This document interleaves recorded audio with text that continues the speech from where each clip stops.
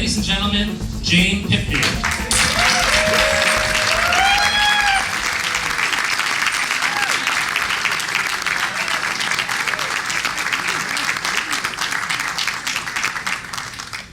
Well, good evening, everyone, and thank you for warming up the crowd. This is the best attended debate, although it's not a debate because David Miller and I aren't allowed to be on the stage together. The best attended evening that I've attended yet, and I know why. There's a bar here.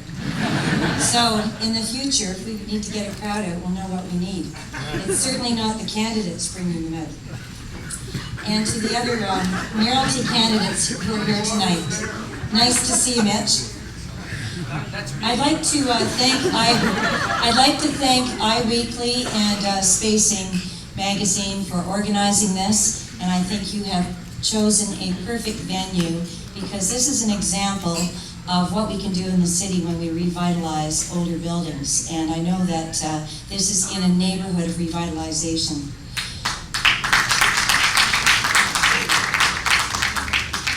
Toronto is certainly undergoing a bit of a renaissance in terms of the cultural buildings that are all having renovations done. But in my opinion, in terms of my vision for public space in this city, we still have a long way to go. And I'd also like to say right off the top that although this is a very important issue, in this campaign, I'm speaking out more about crime, transportation, garbage, fiscal responsibility, and quality of life. However, public space is very much a part of quality of life, and we can't have enough public space with 2.6 million people in this city.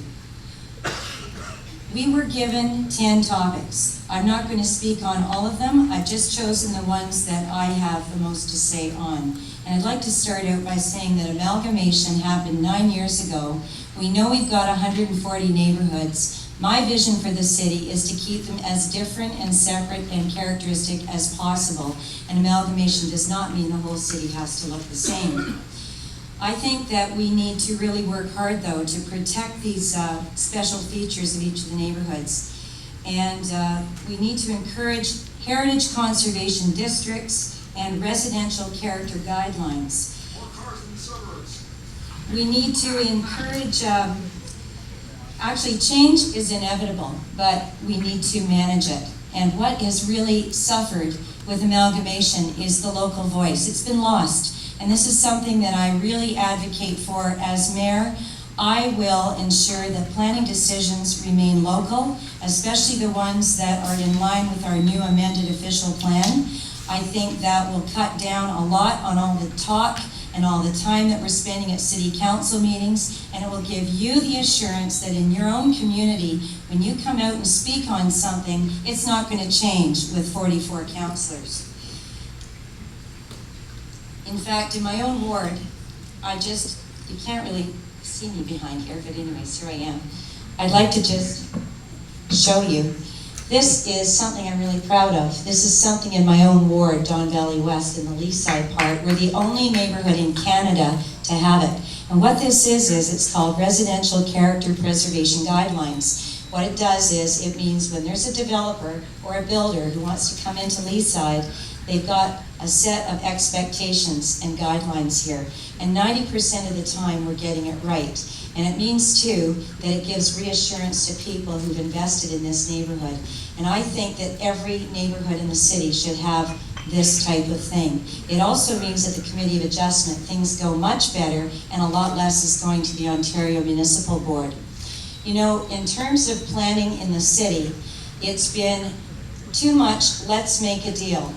And what do I mean by that? Well, we all know with Section 37, it's very easy to get extra heights and densities. But now that we have an official plan, I really believe it's got to be rules-based planning. And I think that what we need to do, and what I will do as mayor, is I will speak to our planning staff and I will say, here's how it's going to work from now on. When a developer comes in and has a plan, as soon as possible, the elected person at least finds out about it and can call the community together. because this way we're going to start things out the right way, and we're not going to have these positive planning reports head off to city council, which means immediately it's going to be OMB, and then we need time, money, and there's a big fight, and it usually means we have to hire outside lawyers and planners.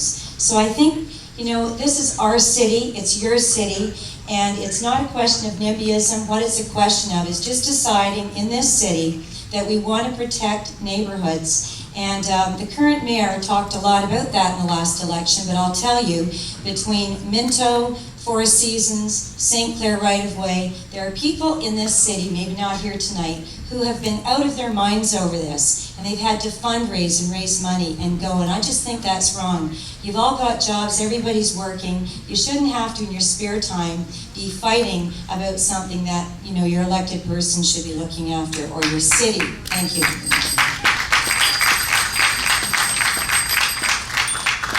Okay, so I also feel that besides meaningful community input and local decision-making determining planning and development issues, especially for intensification along major roads, we need to encourage as many avenue studies and secondary plans. I also feel that the pedestrian realm is very important, and I have always spoken out about cycling on sidewalks, by the way. But pedestrians, you know, are the ones that are so often least thought of. And, you know, I've been a member of the Clean and Beautiful Roundtable. I know Matt Blackett is on it as well. And I have to admit, because it may come up in the questions, I kind of decided to boycott it after a while. I stopped going to the meetings. Why? Because I heard David Mervish say, you can plant all the flowers you like, but unless you address graffiti, postering, people on the streets, dirty sidewalks and streets, cigarette butts, and gum blobs, you do not have a clean and beautiful city. And I know maybe everybody has a different standard of cleanliness, but I feel when I go to New York City with 4 times the population, they've overcome 9/11, and they have a city that sparkles. It's a city that's working. They don't have panhandling. They don't have homeless people. Why? Not because Giuliani gave them a bus ticket out of New York City. I don't support the Giuliani approach. I don't support it.